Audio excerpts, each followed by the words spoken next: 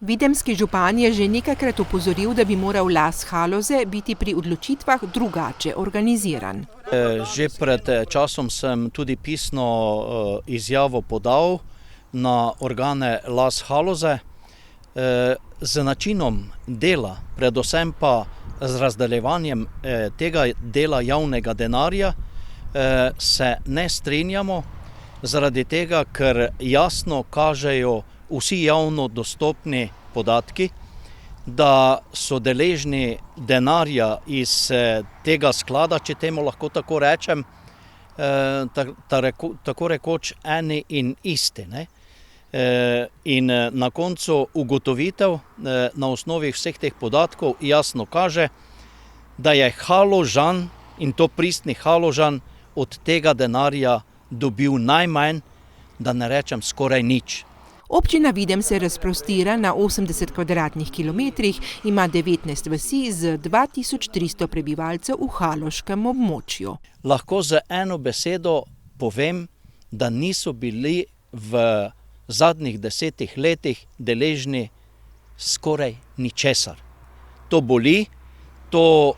ne more iti tako naprej, mi moramo doseči, če seveda želimo nadaljevati naše skupno delo v Las Haloze, najprej spremembo načina odločanja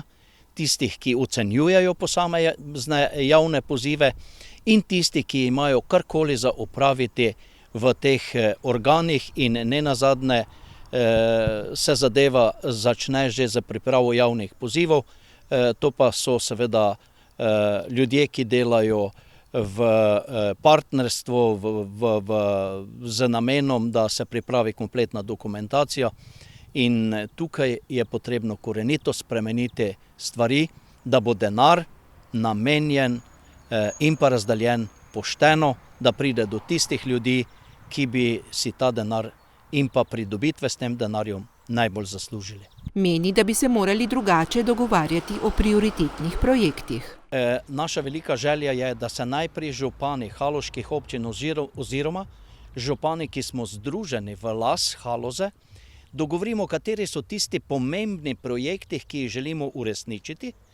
in ko vodilni partner vidi, da je možnost pridobivanja denarja na teh projektih, se seveda občine odločajo, na kateri projekt se bodo prijavile. Vodilni partner skrbi potem za administrativni del, organi Las Haloza pa morajo seveda slediti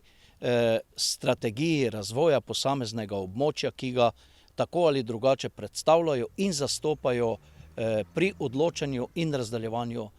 denarja po določenih javnih pozivih. Predstavnik vodilnega partnerja pri projektu Las Haloze namreč razlaga, kako je zdaj. V bistvu občina se enako kot podjetja ali pač kmetija ali društvo enako prijavi potem na ta javni poziv, in dejansko konkurira zraven pač ostalih, in potem na osnovi pač zbranih točk oziroma potem pač vrstni red se naredi, dejansko potrjevanja, samo pa poteka ocenjevalna komisija pripravi predlog projektov pač glede na točkovanja, morajo pa svojo administrativno vlogo prejiti skozi, potem gre to na upravni odbor, na potrjevanje in potem tudi skupščina. Tako da vsi člani Lasa dejansko potrdijo projekte in potem ta predlog projektov gre na Agencijo za kmetijske trge, ki gre spet ponovno skozi administrativni postopek, če je vse pač iz tega vidika urejeno, in potem pogodba se sklene pač med ministrstvom, ali s kmetijskim ali pa če za regionalni razvoj, za gospodarstvo, z pač tistim, ki izvaja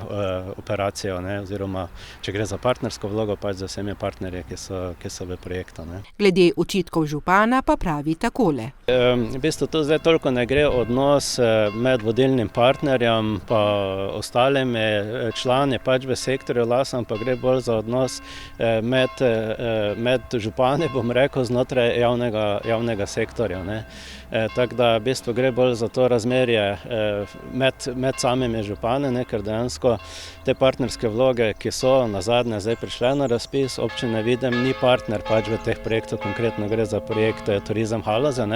Zdaj, kaj so ti razloge, v bistvu bi trebalo župane pa vprašati, vodilni partner v bistvu nima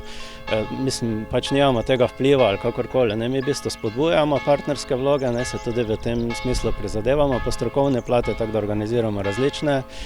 delavnice, povezujemo različne deležnike in tudi pri ocenjevanju dejansko partnerske vloge imajo prednost, dobijo dejansko več točk, ker je to tudi spodbuda za vidika Evropske unije in pa države, da nastajajo projekti, ki so partnerske